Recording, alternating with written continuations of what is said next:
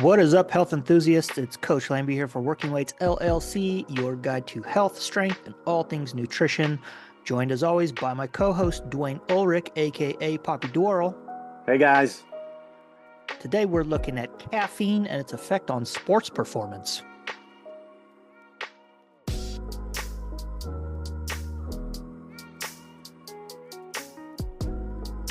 Yum. I have lots to say about this, but all of it just anecdotal. So anyway. Yeah. A lot of it. Yeah.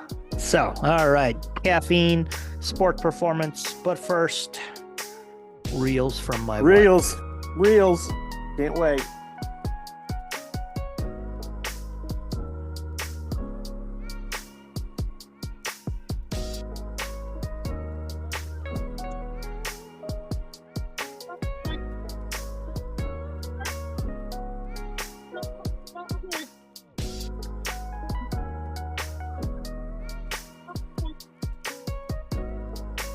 Yeah, so that audio is a little bit weird, but from that look, I've seen that look. Yeah, when you created a mini version of yourself so your husband has two of you to deal with. Oh, yeah.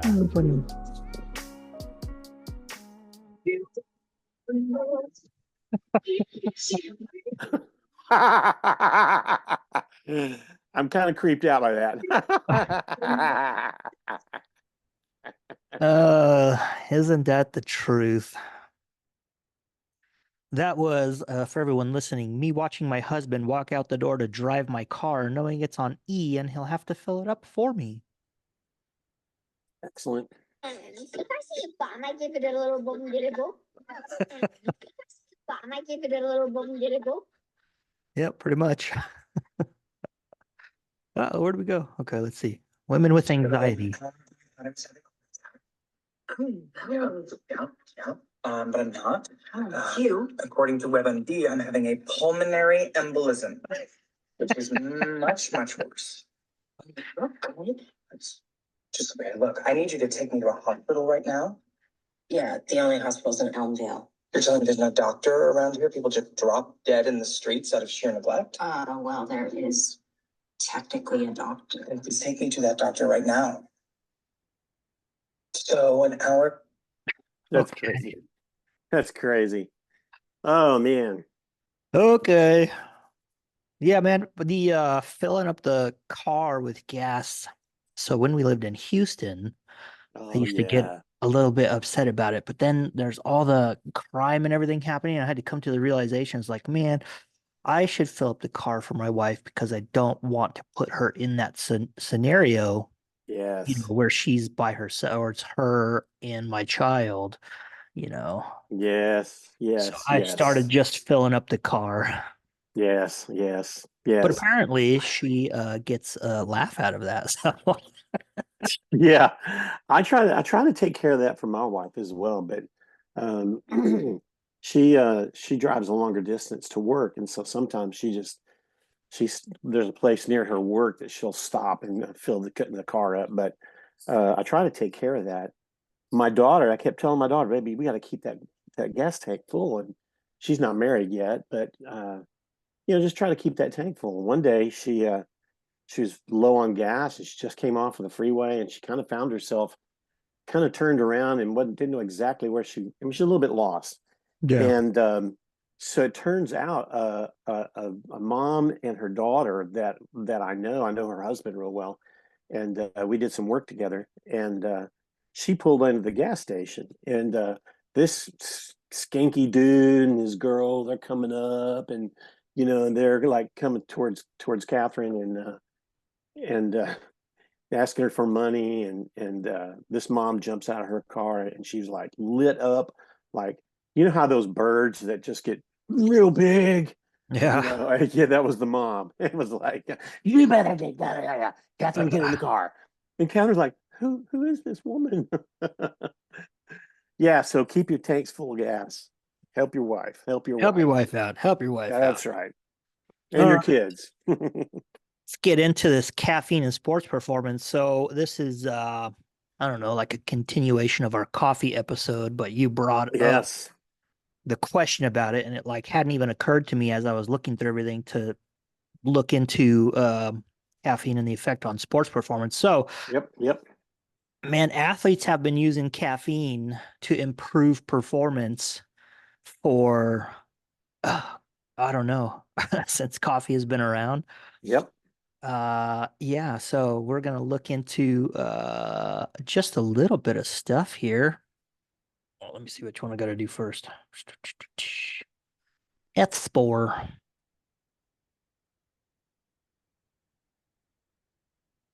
Oh, you know what I should do? What? Nah, we'll do this. This will be fun. Okay.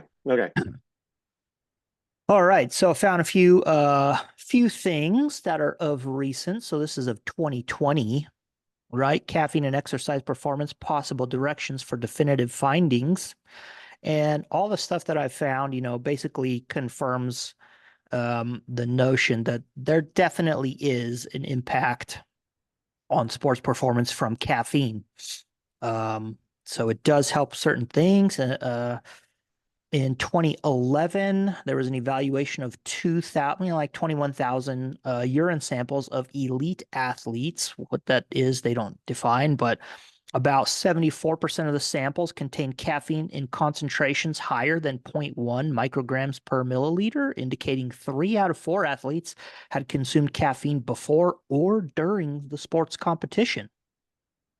So, yeah, studies assessing exercise performance after having a caffeine or placebo ingestion suggest around 33% of individuals did not improve their performance, but they found the percentage could be reduced to 5% when you account for the lack of response and considering the measurement errors for performance tests. So like to look into what those measurement errors are. Absolutely. But, everything I found does say that there's an inter-individual variability. And that's, we hear that all the time. Some people find a little bit of caffeine. So I used to coach somebody and I recommended that they drank a little bit of coffee or tea or something before they came to work out. And they were like, no, I can't do that. Like, it's too late in the day, gives me severe anxiety, blah, blah, blah, blah, blah. And then there are some people who are like, yeah, I can have a pot of coffee and I don't feel a thing.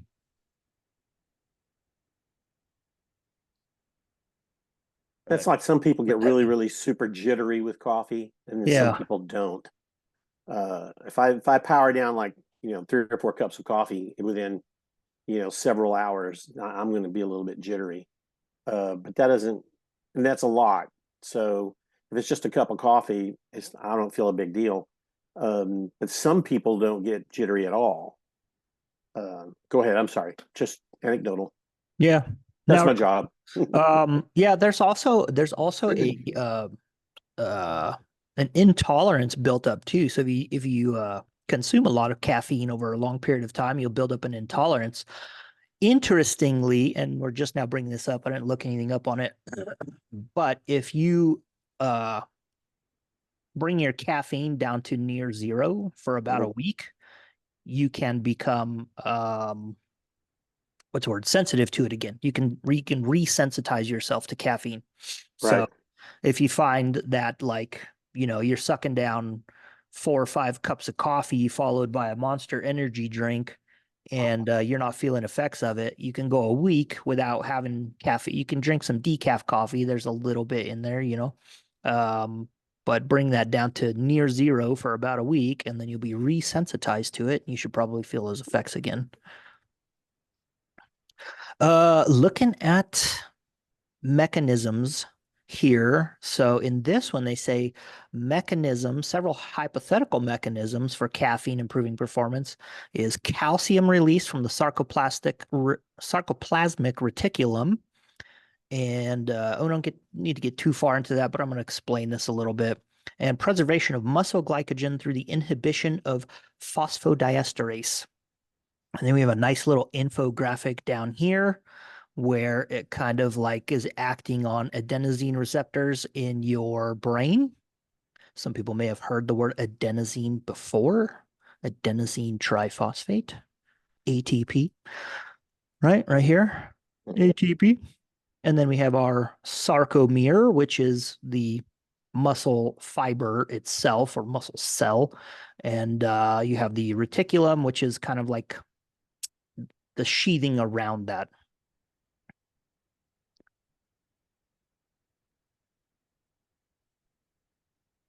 Let's look at the next one. Next one, CN.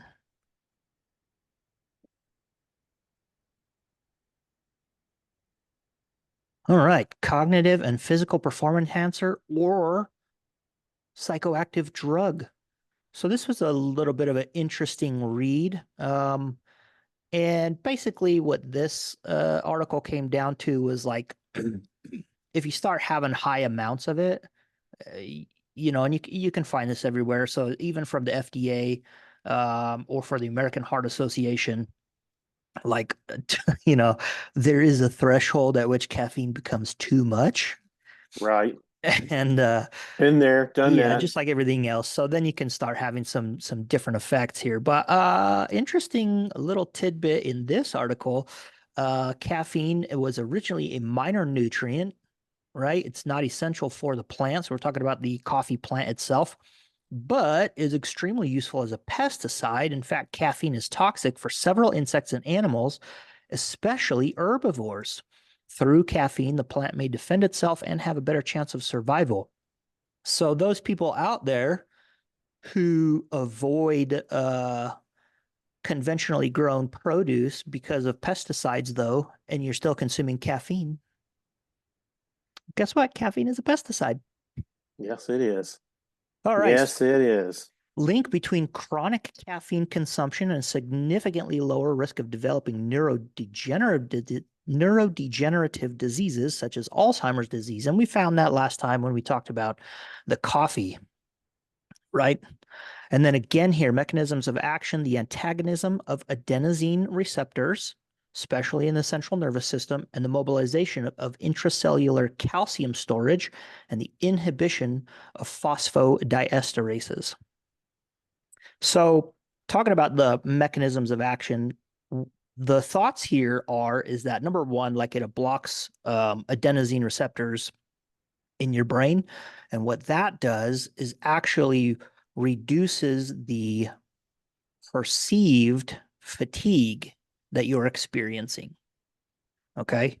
So, this basically kind of like that's how caffeine makes us feel energized, is it's blocking those, your perceived Fatigue. or perceived exertion amount. So it allows you to push a little bit harder. You feel more energized, right? You're not feeling those effects of fatigue.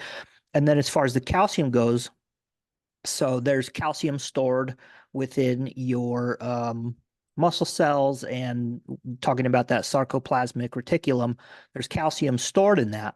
Now, calcium is used in the process of making ATP, adenosine triphosphate, and ATP is actually the energy currency, so to speak, that our cells use, right? So they take in fat, Yes. they take in glucose, other things, and there's a whole bunch of processes that happen to make ATP. ATP is what's actually used for energy. And calcium, so caffeine is thought to help release calcium from the sarcoplasmic reticulum, which helps in the production of ATP. So you're actually, it's helping you to replenish that ATP source a little bit faster. Creatine kind of works in the same way. Right. Right. Yep. And then as far as the phosphodiesterases, so those are, I forgot the word, but anyway, so that is basically some enzymes that limit the amount of contraction or the number of contractions that can happen within a sarcomere, the muscle cells. And so caffeine acts to blunt those effects, allowing stronger contractions and more motor units to be engaged at one time. So a lot of people think that if I move my arm, all of the muscle is working when I do that, no matter how much I lift, and that's not the case. So there's, you can think of, you have 100 motor units, so to speak, in your biceps. And then when you move your arm, if I'm not lifting anything, there's no need to turn on all 100 of those motor units. It might turn on 5, right? But as I increase the amount of force that I have to move against, I have to turn on more motor units. And so caffeine helps to block those enzymes that would kind of limit the number of motor units that would be turned on, where now you're able to turn on more motor units and it's able to happen a little bit faster.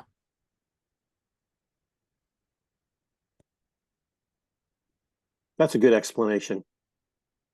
Thank you. That is a good explanation. All right. Looking at the International Society of Sports Nutrition and their position stand on caffeine and exercise performance. So, supplementation with caffeine shown to acutely enhance various aspects of exercise performance in many, but not all studies. And that would be expected. Statistically, we would expect to see some studies not find anything, right? Small to moderate benefits of caffeine included, but not limited to muscular endurance, movement velocity. So, how fast you can move a weight or something like that, muscular strength, sprinting, jumping, throwing, as well as a wide range of aerobic and anaerobic sport specific actions. Aerobic endurance appears to be the form of exercise with the most consistent moderate to large benefits from caffeine use. And the magnitude is different between individuals. Again, we have that inter-individual variance.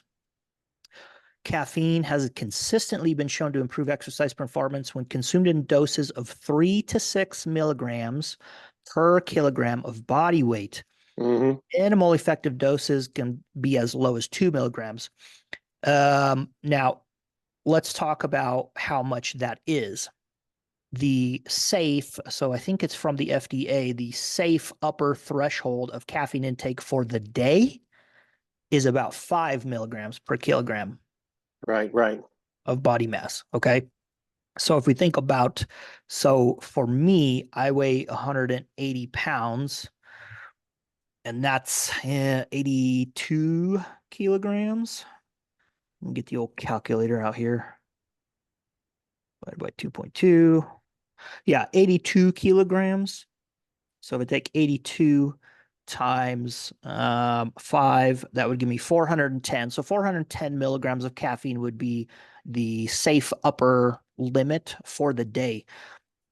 So when you want to improve sports performance, you're looking at having the full threshold of what is considered to be safe in one go before whatever your sports performance is. All right. Right. And then, it says that you can see some effects, minimal effects as low as 2 milligrams per kilogram. So, if you're using caffeine to enhance your sports performance and you are taking, 4 to 500 milligrams before your workout, like you probably need to consider not consuming any other caffeine for the rest of the day. All right.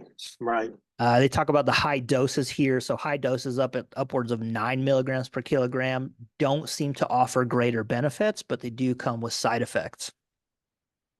All right. And then timing. So you see a lot of people, especially powerlifters, they're in the gym and they got their little bottle of pre-workout, which is basically just caffeine, and they're dry scooping 5 minutes before. Right.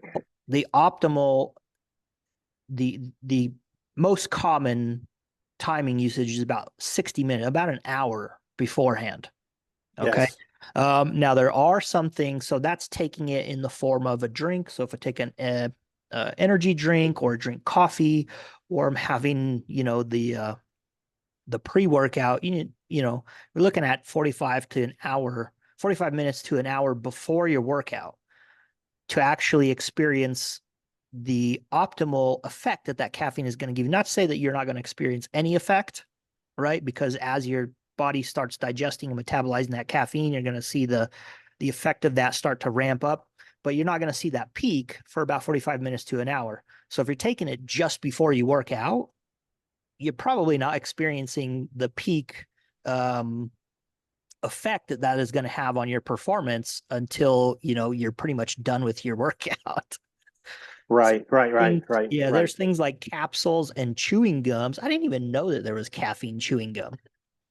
I knew there was chat. I knew that. I knew there were caffeine chewing gum. Did Absolutely. you? Yeah, I knew there was caffeine. Yeah. So we used to take no dose all the time in the Ugh. evenings. So if you had, yeah, so if you had the midnight shift, you had to pull guard duty or something like that, pop a couple no dos, you were good for a little while. Know about the chewing Oh. gums. I've seen So, the chewing gums in truck stops. oh yeah, yeah, yeah. Yeah, Okay. yeah. I've seen them in truck stops. Makes sense. So, but the chewing gum may require a shorter waiting time. And again, from what I can tell, like the soonest you're going to see an effect is maybe around 45 minutes. All right. So, if you're going to take caffeine, you need to take it 45 minutes to an hour before the workout, not 5 minutes before you start working out. Right, right. Caffeine works in both trained and untrained individuals. So, it works for everybody. And then there's inter-individual differences. Again, caffeine has been shown to have an to be ergogenic for cognitive function, including attention and vigilance. And that comes down to that blocking of the adenosine receptor in your brain. And that also is in, concordance with all the stuff that we found on drinking coffee and tea. So caffeine may improve cognitive and physical performance, but some individuals under conditions of caffeine may improve cognitive and physical performance in some individuals under conditions of sleep deprivation. Yeah, for sure. And use of caffeine in conjunction with endurance exercise in the heat and altitude is well supported when dosages range from 3 to 6 and 4 to 6 milligrams per kilogram, respectively. Again, you have the chewing gum, mouth rinses. I don't know what that's about. The energy gels. So I've seen the ultra marathoners have the little energy gels. Yeah, yeah. Yeah. So I think those would probably hit you pretty quickly too. Yeah, and some of those long distance things, like long distance bike rides, long distance ultra runners, uh, recommended usage of that is like towards the end, maybe in the last third or last quarter Mm. of your race when your body is like super depleted. Hmm. Yeah, Yeah, that so would make sense. that's that recommendation. And I also just want to highlight real quick when it talks about so the amount of caffeine that you take in, there's some things that you should really just kind of pay attention to is like how your body responds to it. For example, well, not for example, but if someone's experiencing negative side effects such as anxiety, jitters, rapid heart rate, digestive issues, or decreased sleep quality, then you need to kind of reevaluate what you're Hmm. doing. There came a time when I was kind of burning the candle at all ends, and amazingly, I mean, I'm a trumpet player, and I was in this band, and we'd have these marathon practice sessions, 3, 4, 5 hours. And so the trumpet section, we just kind of got to where we'd all bring a couple of energy drinks. I'm not going to necessarily say which one. They're kind of all the same, but we'd bring a couple energy drinks with us, and we found that we would, hammer those down towards the beginning of the session, and then as the session went on, we're like, man, I sure wish I had another one. So it kind of got to the point where, every now and then we'd bring like a 6 pack of energy drinks, Oh, man. same kind of things that dude that Coach Lambie has every now and then, and just we'd space that out through the session, and so we'd be good to go, and then we could still go do the gig, later that night. And one time that I just got my 6 pack of energy drink, and there was a new one that came out. It had a really cool, package. It looked really cool looking. I'm like, oh, that looks cool. I'm going to drink that. It was absolutely nasty. Okay, but anyway, when I got home later that evening, I'm sitting there, and I just felt weird. And it's like, I just, I'm trying to feel my heart, and I couldn't feel my heart. I tell my daughter, we got to go to the emergency room. We got to go to the emergency room. I can't feel my heart. So my heart was fluttering a little bit, but I wasn't in any true danger. But we get to the hospital. They do an EKG on me. The doctor comes in. He goes, "So, what'd you do? What'd you eat? Did you drink anything? What'd you?" I said, "Yeah, I had a 6 pack of this energy drink and then one of these." He goes, "Well, that's just stupid." That was his professional opinion. He sent me home. So just be aware of how much you're taking in. That Uh-huh. 3 to 6, 4 to 6 milligrams per kilogram, and then just watch what your body can handle. But yeah, Yeah. And that's a good point. So we can discuss some of the negative effects of caffeine. So again, there is going to be a threshold. It is going to be different for everybody. If you have pre-existing heart conditions, then you probably need to talk to your doctor about that. If you have pre-existing heart conditions, you have probably already been advised by your doctor about caffeine consumption. So for the normal everyday person, again, that upper threshold recommended by the FDA is I think it's the FDA. I'm not 100% on that. Is about around 5 milligrams per kilogram. Now, that's the safe zone. Hmm. Okay. So Yeah. odds are you can probably go a little bit higher or a little bit lower on either side of that. It's going to be dependent. If you start to experience those negative side effects like you're feeling dizzy, you feel like you want to vomit, you do feel that your heart is beating quite rapidly, you've probably exceeded that upper threshold of what you can do. Right. So you need to be aware of that and then, try and back it down, try and keep it a little bit less than that. Taking caffeine also, so caffeine has a half-life of about 4 to 5 hours. So that means if I consume 300 milligrams of caffeine right now, in 4 to 5 hours, I will still have around half of that floating around in my system that hasn't been metabolized. So there'd be 150 milligrams of caffeine. Okay. So if you're taking caffeine later in the day, so if you're taking it in the morning, and then you're taking it again later in the day, that can have an effect on your sleep, right? So you're still being Right. affected by caffeine later on, which is going to decrease the quality and the duration of sleep that you're getting, which will then lead you to the next morning to consuming more caffeine. So there can be this negative feedback loop happening with caffeine. So you need to be aware of that as well. And when I give out my recommendations for people on sleep is kind of like, yeah, try to stop consuming large amounts of caffeine. So I know like I still drink tea and have Right. a Diet Coke or something later in the day, but those usually you're looking at 30 to 50 milligrams of caffeine per drink. Yeah. That's not huge, but if you're having 4 or 5 cups later on in the day, or you're having a couple of these energy drinks later on in the day, that can affect it. So try and limit those major sources to, before 10 or 11 a.m. Yeah. so Yeah. that you don't have, Absolutely. so you don't, just end up in this vicious cycle where you need caffeine to boost your cognitive and your, feeling of awakeness. And then it's leading you to have poor sleep, which is leading you to consume more caffeine, which is, so Right. The cycle. Yeah. yeah. Absolutely. Hey, I just want to say real quick, Coach, that of course we're not advocating any particular brand or anything, but these are there's an advertisement there for caffeine tablets. Here's an advertisement for caffeine energy bar, Mm-hmm.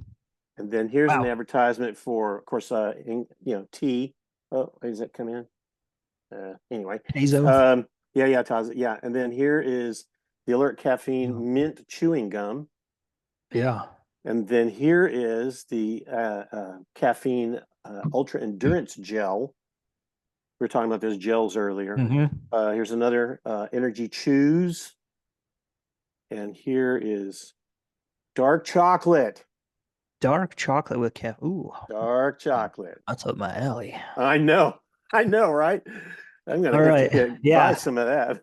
Yeah. And then let's talk about what is good or great for sports performance is not necessarily indicative of what is good or great for your overall health.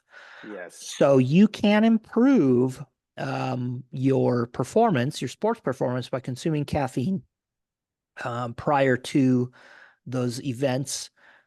But, if you're consuming large amounts of caffeine, that doesn't mean that that's the greatest thing for your health. So again, if you're going to take it and you're going to take the upper threshold before your workout, try to, not have any other caffeine for the rest of the day. That way Right.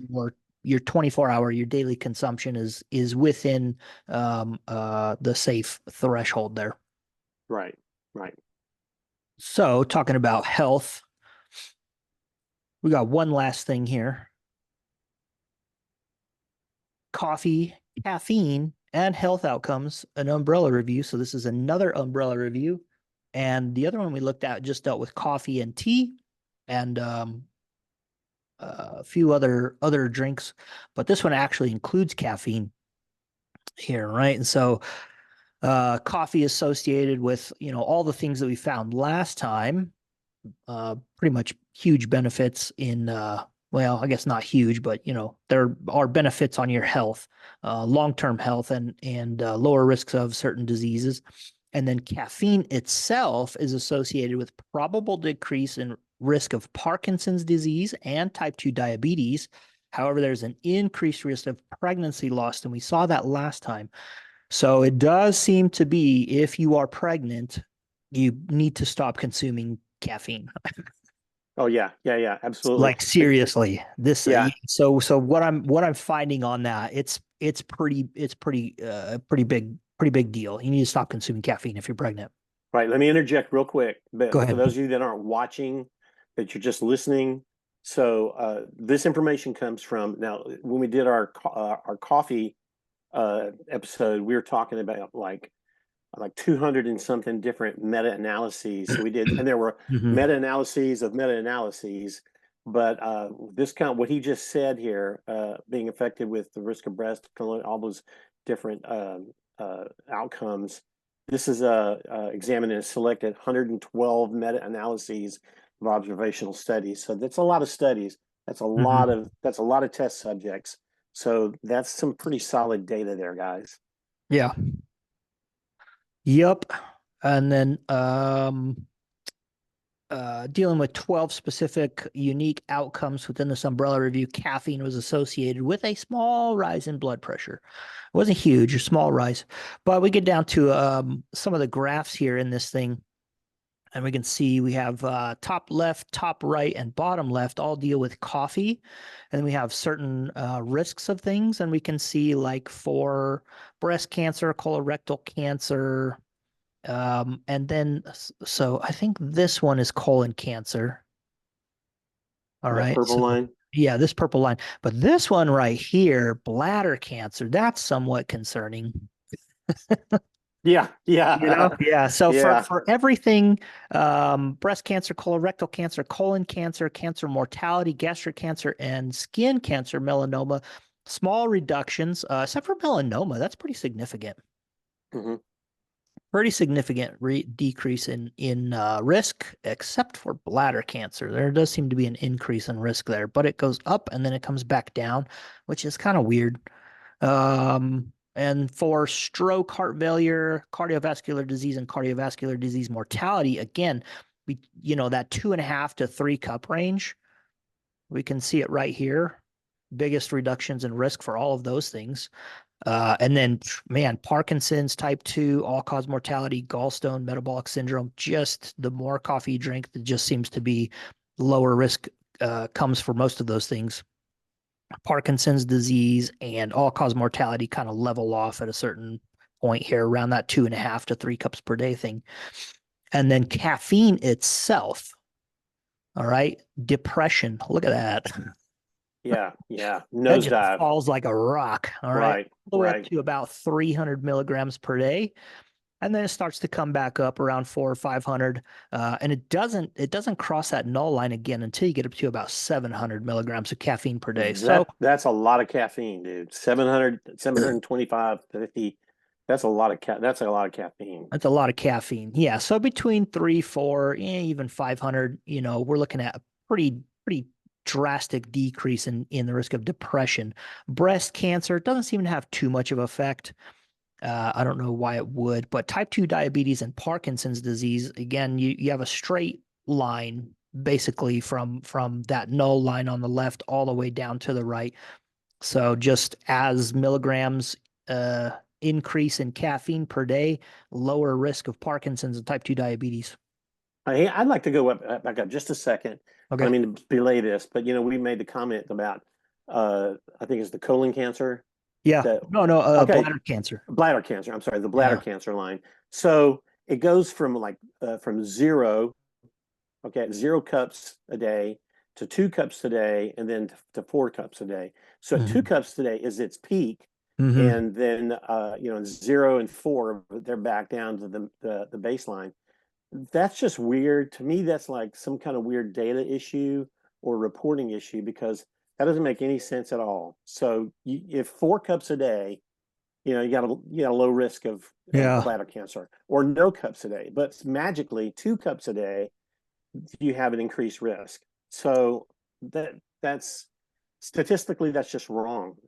I'm sorry, just everything I know about statistics or reporting, that's like that's an anomaly. Yeah. I can't really believe that. It does seem a little bit weird that as you go from 0 cups of coffee to 2 cups of coffee, the risk of bladder cancer increases. But as you go from 2 cups of coffee to 4 cups of coffee, it drops back down. It starts decreasing and gets back down to 0 at 4 cups. That is weird. So yeah, it probably has something to do with data collection Yeah. and the way Okay. people are reporting things would be Yeah. my guess. So Cool. do I think that I would have a lot of confidence in saying coffee increases the risk of bladder cancer? I Nah. think probably not. Yeah, Nah. Nah. probably not. Okay. Moving on. All right. Moving on. That about sums it up. So, caffeine and sports performance. Yeah, man, caffeine definitely improves your sports performance. It works through several different mechanisms of action. It helps you feel less fatigued. It feels like your amount of exertion is lower, so you're able to put out more performance. It actually increases the rate of calcium release so that Mhm. you can replenish your stores of ATP a little bit faster. And then it also helps to blunt those enzymes and the things that would be preventing you from increasing or recruiting more motor units within the muscles themselves, and so that you can have higher strength output and higher oh, what's the word? The velocity, right? So power. Okay, so strength and power increase, and then it seems like aerobic exercise. So if you are a biker or a runner or something like that, those seem to have the greatest amounts of effect that are seen from that. Now, not to say that people who lift weights and stuff don't see any effect, because people who are powerlifting and bodybuilding specifically, you will see people abusing caffeine. So That's true. it That's true. definitely has an effect. That's true. It is different for everybody. Yeah. And there are some potential negative side effects to taking too much of it. So you need to be careful with that. All right. Caffeine and coffee are not a substitute necessarily for water. Yeah. Yeah. Okay, that's all I got. Okay. All right. Yeah. And then long-term caffeine. So seems to be that between 300 and 500 milligrams. Seems to be perfectly healthy. Yep. For long-term effects and some of the major lifestyle-related diseases that we see today, seems to be beneficial for those things. Pretty negative for pregnant women. Very negative. Yeah, Yeah. don't do that. After a couple of podcasts here, I'm going to be pretty vocal on pregnant women decreasing your caffeine consumption to 0. Absolutely. Absolutely. So, all right, man. Well, that's it. Nice, easy, nice short one. Good stuff. Good So, stuff. Hope somebody's mind was blown. Yep. Hope you guys get something from this, and we will see you next time. Lambie and Dwayne out.